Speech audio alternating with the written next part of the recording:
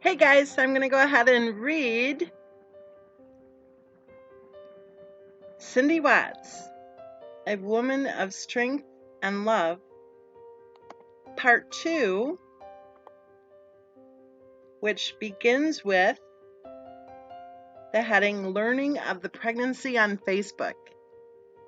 The narrative on the case of Christopher Watts, specific to his mother not attending the wedding in late 2012, states that Cindy was such a terrible person that she chose to not attend the wedding just to try to ruin Shannon and Chris's big day.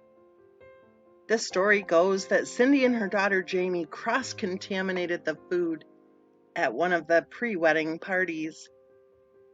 The story goes that Jamie sabotaged the guest list by failing to mail out all of the invitations to one of the pre-wedding parties, causing poor Shannon to be so disappointed when 54 of her friends didn't show up. The truth, according to Cindy Watts, is that she wasn't the only member of the family who chose to not attend the wedding. In fact, according to Cindy, only 2 people did: Chris's grandmother and the uncle who drove her there.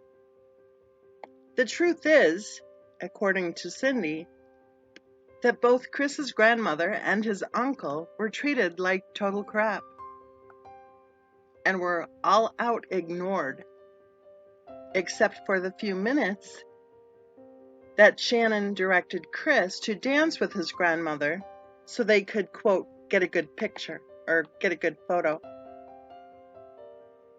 The truth is, according to Cindy, that she had never heard any claim at all about any cross-contamination of any food until after Shannon died.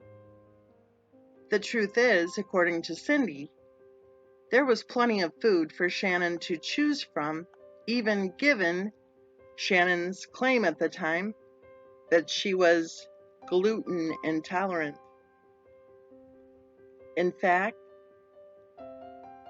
according to Cindy, the photos that she sent me of the food that she and Jamie had provided for the pre-wedding party provided plenty of food for Shannon to choose from. I've seen the photos, you guys. It looks to me like there was food for Shannon to eat. The truth is, according to Cindy, there were never the 80 invitations that Shannon claimed for the pre-wedding party. Cindy said there were 31 invitations in all, and that when 6 people, all Shannon's friends, failed to RSVP before the party, of course, that Jamie called them and was told by 5 out of the 6 people who she called that they had other plans. And the truth is, according to a woman who contacted me who claimed she attended the party, that the party venue was not even large enough to have accommodated 80 people. And she also stated that there were no empty seats or place settings. Just look at the allegations against Cindy. Oh, she never liked Shannon. She cross-contaminated the food. She refused to go to the wedding. But let's take a look at the reality of what happened. All of the dresses and tuxes were already bought and paid for, according to Cindy Watts. The entire Watts clan was planning to attend, including Cindy. And then suddenly, in a temper tantrum, according to Cindy, Shannon fired Jamie and Jamie's children and Chris's cousin's wife from the bridal party when Shannon became angry with Jamie for not taking the entire week of the wedding off work. That is why Cindy Watts chose not to attend the wedding. Did you know that at one point before the wedding, according to Cindy, that Shannon refused to even say hello to Cindy? She refused to even acknowledge Cindy's presence. Did you know that?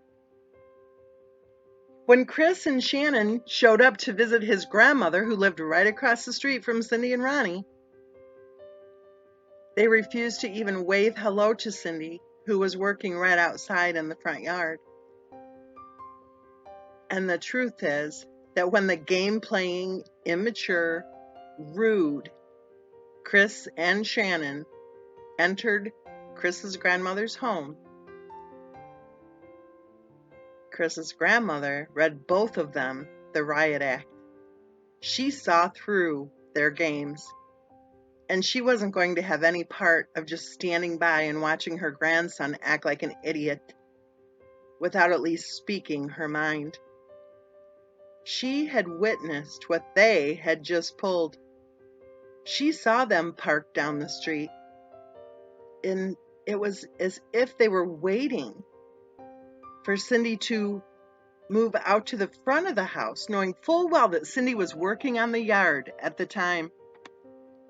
Chris's grandmother saw them drive slowly up the street as soon as Cindy went to the front of the house. She saw them absolutely ignore Cindy as they sauntered into her home. Chris's grandmother told them both off. She told them to stop being rude to Chris's family. She told them to stop thinking that people couldn't see right through what they were pulling.